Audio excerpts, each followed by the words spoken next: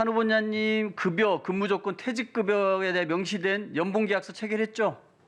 예, 아마 사인한 기억이 납니다. 그러면 김현장에서 변호사가 아닌 사무직원으로 근무하신 겁니다.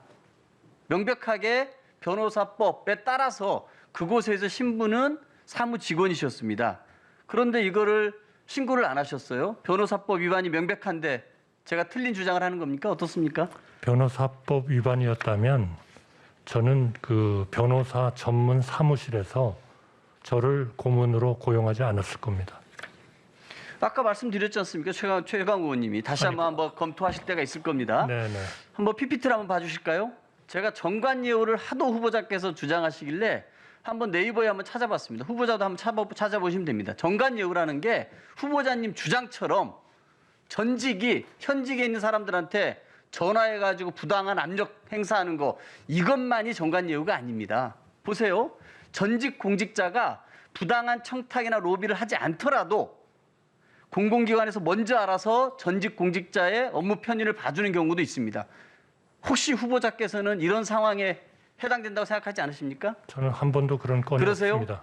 아까 우리 이해식 의원님이 말씀하셨습니다. 김현장의 고객사들을 얘기했습니다. BMW가 있었고 폭스바겐이 있었고 옥시가 있었고 일본의 미쓰비시 등 여러 기업들이 있었습니다. 후보자께서 김현장의 안가에서 그런 외국 기업들과 간담회를 할 때 혹시 그런 기업들은 없었습니까? 제가 기억 안 나시죠? 그래서 영업비밀이라서 그거로 기업체 이름을 안 내시는 거 아닙니까? 그런 기회는 있었지만 네, 홍콩에 가가지고 그런 기업들하고 함께 간담회하신 적 없습니까? 거기에 무슨 현직 공직자가 있거나 아니, 저 이런 공직자를 사람들은 얘기하는 게 저는 아니에요. 없었습니다. 네. 그 김현장의 고객사들을 얘기하는 거고 그 고객사들이 후보자께서 대한민국 경제 현황과 정책 방향을 설명할 때 있었을 겁니다. 왜 그러냐? 그거는 김현장이 돈을 벌기 위해서 그 고객사들을 상대로 한 서비스입니다. 그리고 후보자의 그 얼굴, 명성을 이용해서 김현장은 그들과의 법률 서비스, 투자에 대한 전략 자문들을 계속해서 이어가는 겁니다. 후보자에게 20억을 줬을 때 그 회사들은 김현장에게 수십 배, 몇백억을 줬을 수 있다. 그래서 후보자께서 정관예우에 해당된다. 이런 주장에 대해서 터무니없는 주장이라고 생각하십니까? 그렇습니다. 그래요? 왜냐하면 정관예우가 이런 뜻이 있다니까요? 아닙니다. 절대로 그렇지 않습니다. 절대로 그렇잖아요. 그러면 왜? 아니 강 의원님. 네. 존경하는 강 아니 제가 의원님. 먼저 질문할게요. 존경하는 강 아니 의원님. 여러 차례 얘기했습니다. 아니, 그렇기 때문에 제 얘기를 듣고 답을 하세요. 우리나라 법에 제 얘기를 듣고 답을 하시라니까. 네, 말씀하시죠. 그렇다 그러면 왜 우리 대한민국 경제의 현황과 정책 방향을 설명하는 그런 좋은 자리에 외국 기업들이 왔는데 왜 그게 영업비밀이라고 못 주는 겁니까? 그 기업들의 명단이 드러나면 그 기업들과 김현장이 어떤 법률 서비스를 계약했는지 그 기업들이 김현장에는 몇십억, 몇백억을 주면서 경영자문이나 법률자문 서비스를 받았다는 것이 드러나기 때문에 후보자께서 김현장 핑계대면서 영업비밀이라고 안 주시는 거라고 우리 국민들은 생각할 것 같은데 어떻게 생각하세요? 저는 우리 국민들이 그렇게 생각할 만큼 그렇게 현명하지 않다고 생각하지 않습니다. 네, 좋습니다. 아니, 한번 보세요. 이렇습니다. 법률은 아니, 다 바로 지금 답변하셨잖아요. 존경하는 강병원 의원님이 생각하시는 그런 일이 있을까 봐 공직을 마치고 3년이 안 되면 그런 로펌에 갈 수 없도록 규정하고 있는 겁니다. 아니 그러니까 후보자께서는 3년이 지난 사람은 일단 그런 전관 예우의 가능성이 적어졌다고 우리 법률이 판단하는 겁니다. 후보자께서는 회전문 인사의 끝판왕이세요. 그걸 모르십니까? 아니 아니, 회전문 인사의 청와대 끝판왕이라는 건 경제수석을 뭡니까? 하시고 김현장을 하셨습니다. 그때 김현장은 론스타의 법률 대리인이었고 제가 그건 아니라고 말씀드렸지 않습니까? 론스타가 이 외환은행을 인수할 수 있었던 유권 해석을 해준 것들은 후보님께서 고문으로 있는 김현장에 계실 때 현직에 있는 후보님의 정말 그 후배들이 그 유권 해석을 해줘서 론스타가 외환은행을 사들일 수 있도록 해준 겁니다. 존경하는 강병원 그게 의원님, 그거는 너무 나가신 겁니다. 오비락이라고 할지는 모르지만 너무 나가신 거예요. 이런 것들이 정관 예우이고 이해 충돌이라고 해서 이제는 법으로까지 다 금지하고 있는 사항들입니다. 후보자 시절에는 그런 일이 없을지 모르지만 그런 법이 없었을지 모르지만 지금은 그런 거를 법으로 다 막고 있어요. 그것은 뭐냐면은 후보자 시절에는 이런 것들이 용인될지 모릅니다. 하지만 정관예우라는 거는 단순히 후보자께서 후배 공직자들한테 이거를 봐줘라 뭐줘라 직접 청탁의 전화를 하지 않았더라도 후보자께서 김현장의 고문으로 있는 것만으로도 현직에 있는 공직자들은 설설 기게 된다. 이런 얘기입니다. 저는 강병원 의원님의 존경하는 강병원 의원의 말씀에 동의할 수가 없습니다. 죄송합니다. 예, 알겠습니다. 그 총리 찬스로 44억을 번 것도 문제지만 더 큰 문제는 회전문 인사입니다. 전직 공직자가 현직에게 전화 통화하는 일, 식사 자리 한번 마련하는 일, 기업 소개하는 일, 부탁하는 일, 이런 일들이 현직 공직자에게는 큰 부담이 됩니다. 정관 예우로 계신 많은 전직 고위 공직자들이 다시 공직사회로 돌아올 수 있다고 생각을 해보십시오.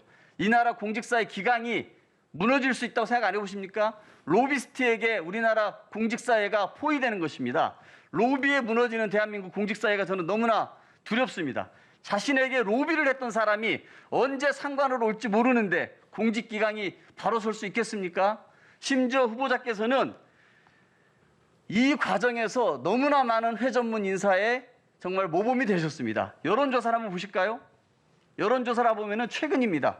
후보자에 대한 인준 반대 여론이 46%입니다. 왜 이렇게 후보자에 대한 인준 반대 여론이 높아졌다고 생각하십니까? 상승한다고 생각하십니까? 저는 지금 존경하는 강병원 의원님께서 현명한 국민과 우리 인사청문위원회 현명한 위원님들 앞에서 선서를 하고 제가 그렇지 않다고 얘기하는 것을 계속 그렇다고 주장하고 계십니다. 좋습니다. 그럼 저는 더 이상 보시죠. 드릴 말씀이 없습니다. 예, 돈 잘 버는 전직 총리로 저는 축제에만 몰두했던 후보자가 다시 공직에 복귀하겠다는 것에 대해서 국민이 반대하는 것이라고 저는 생각을 합니다.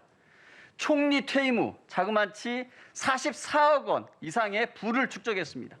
과거 관직을 팔아 돈을 벌었다면 최소한 다시 공직을 맡을 생각은 버려야 한다고 저는 생각합니다.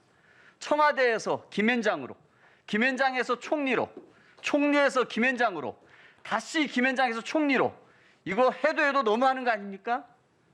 국민 반대 여론도 이렇게 높은 마당에 꼭 그렇게까지 다시 총리를 하셔야 속이 후련하시겠습니까? 권력과 명예, 돈까지 다 가져야 속이 그렇게 다 후련하시겠습니까?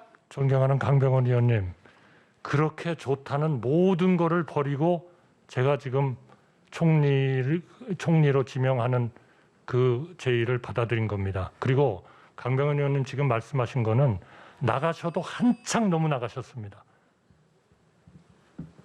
예, 강병원 의원님 수고하셨습니다. 다음은 충남 서산시 태안군 출신의 성율종 의원님 질의해 주시겠습니다. 네, 후보자님. 그 자리에 앉아 계시니까 불편하시지요? 즐겁습니다. 야당 의원님들께서 사실관계가 아닌 것도 있고요. 또 너무 과하게 공격하시는 것도 있고 굉장히 속상하실 때도 있을 겁니다. 그러나 그런 과정을 국민들께서 보시면서 아, 이게 아니구나 알고 갈 때 우리 후보자님의 인품이나 실력, 정직성, 천명성이 더 국민들한테 안정감을 주고 또 총리로서 역할을 하실 때 존경을 한 몸에 받으실 수 있는 거기 때문에 지금 다소 과한 공격을 받고 억울한 게 있으셔도 공직자로서 당연히 소화하는 과정이라 이렇게 생각을 하시고 넘어가셨으면 좋겠습니다. 지금 그 먼저 주택을 임대하셨던 것들에 대해서 굉장히 공격을 많이 받으시는데 제가 한 가지 묻겠습니다. 당시 6억 한 3천 정도를 10년간 임대료로 받으셨거든요. 그 당시에 계약을 하실 때에 후보자님하고 상대는 회사였지요. AT&T 모바일 코리아인가요? 그렇게 해서 회사하고 계약을 하셨지요. 그렇습니다. 지금 그런데 이제 많은 의원님들께서 자료를 내놓으라고 얘기를 하십니다. 후보자께서는 없으실 거고요. 또 국세청에 그 자료 동의를 하라 그러는데 그건 법률에 위반이 되기 때문에 아마 안 하시는 것 같은데 이 자리에서 정확하게 제가 말씀을 드리겠습니다. 당시 AT&T사나 모바일 코리아 같은 회사들하고 계약을 했으면 그 회사는 반드시 결산서에 후보자님한테 임대료를 지급한 걸 회사에서 지급했기 때문에 회사 돈으로 주었습니다. 관사였기 때문에. 그렇기 때문에 그 결산서에 그런 것들이 다 있을 거예요. 후보자한테 요구할 수 있는 사항이 아닙니다. 이거는.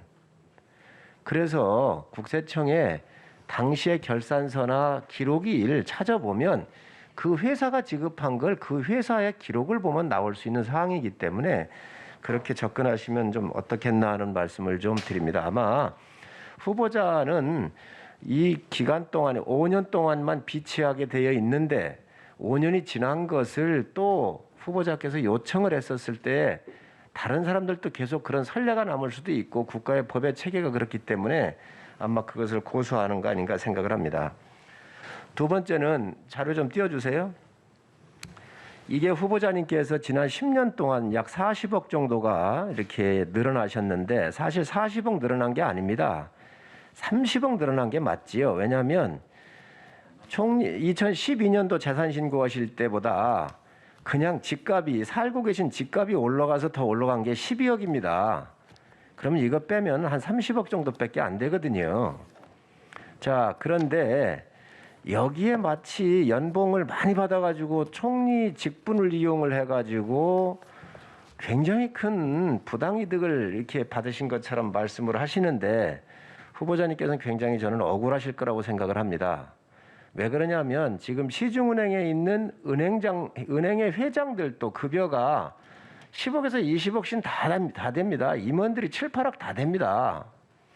삼성전자 같은 경우는 사장 같은 경우가 약 82억인가 이렇고 일반 임원들도 한 20억, 40억씩 다 가고 있습니다. 그리고 아까도 말씀을 드렸지만 송영무 전 장관이 해군 참모총장 나왔을 때 3억 6천을 받았고요, 연간. 그리고 김호수 검찰총장도 3억 5천 정도를 받았습니다. 총리를 지내고 나오신 우리 총리 후보자 같은 경우에 4억 8천 정도를 받았는데 다른 사람들에 비해서 국민 눈높이에는 안 맞지 않을지 모르지만 비교적 이 금액이 다른 사람하고 형평성을 봤었을 때 그리 과하지는 않다라고 저는 보여집니다. 후보자님한테 묻겠습니다. 김현장에서 와서 이 일을 해달라고 요청을 후보자님이 직접 요청하신 겁니까? 아니면 김현장에서 요청을 한 겁니까? 김현장에서 요청을 했고 김현장에서 제시하는 모든 조건을 아무런 협상이나 반론을 제기하지 않고 그대로 받았습니다. 그 당시 갈 때는 와서 어떤 역할을 해달라고 요청을 받으셨습니까?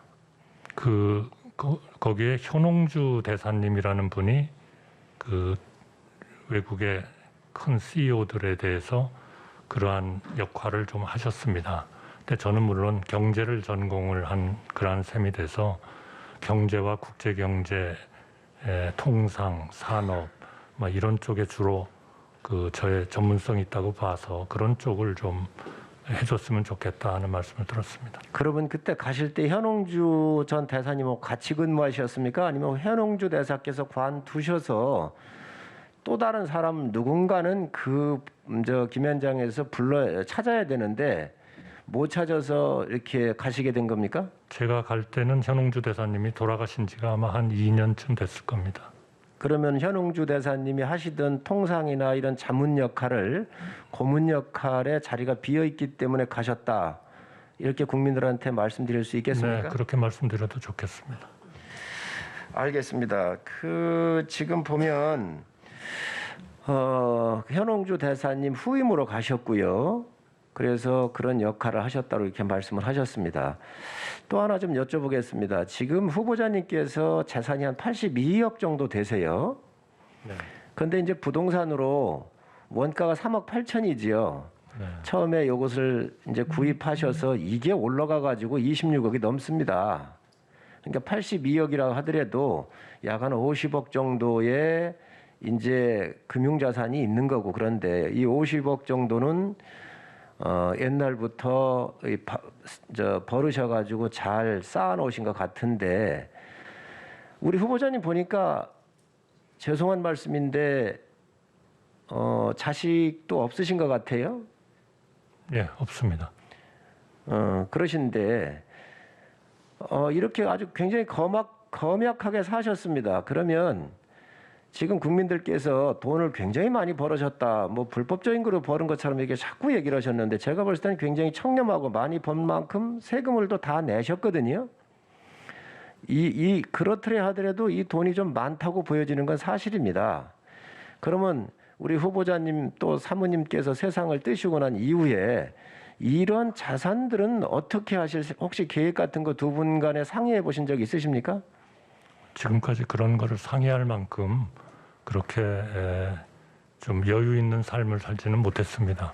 그러나 앞으로 저희도 나이가 있고 하기 때문에